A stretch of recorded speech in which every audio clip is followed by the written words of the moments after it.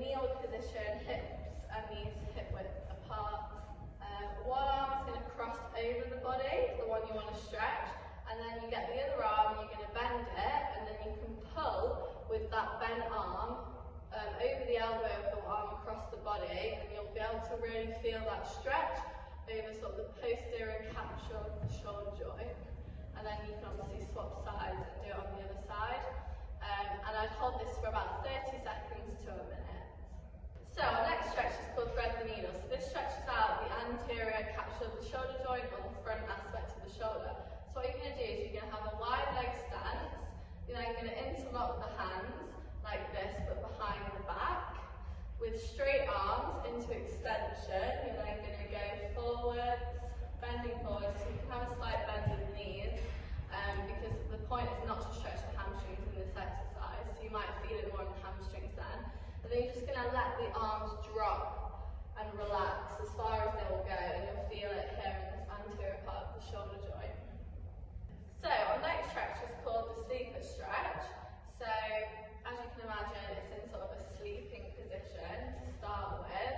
So this is a great exercise because it's going to stretch out your rotator cuff muscles, which is your main stabilizers of your shoulder joint. And they can get quite tight, especially if they're overworking, if you've got an unstable shoulder. So what you're going to do, you want your shoulder and elbow here at 90 degrees. Then you're going to internally rotate the arm until you feel that catch, so the point where you can't put the arm down any further, so there's resistance there. And you're going to put the other hand on top of that hand, and you're going to push up against your top hand. And you're going to hold that for 30 seconds to a minute. And you should feel that, again, posterior sort of capsule of the shoulder, rotator cuff region. So our next stretch is a modification of the child's pose position. So what you're going to do is you're going to start on your hands and knees.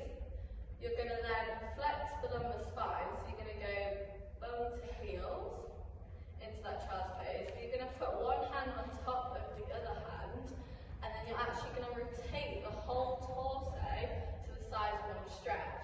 So Sophia's rotating to her left side here, and she'll be feeling that stretch over that left latissimus dorsi region, which attaches to the shoulder joint. Also that posterior capsule as well. It's a really great stretch if you're quite tight in your sort of latissimus dorsi region, your lateral side of your sort of shoulder joint torso here. Again, I'd hold that for about 30 seconds to a minute. So our final stretch is a wall stretch, or some people call it a pec stretch. So what you're going to do, like Sophia's going to show us, is you're going to put your hand on a wall at a 90-degree angle. And then what you're going to do to feel the stretch is you're going to push that shoulder joint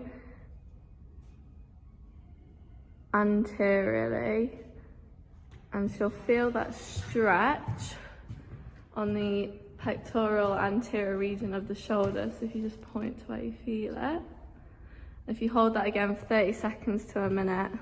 So no movement should be occurring, your hand and your elbow should stay in position, it's just the shoulder that's moving.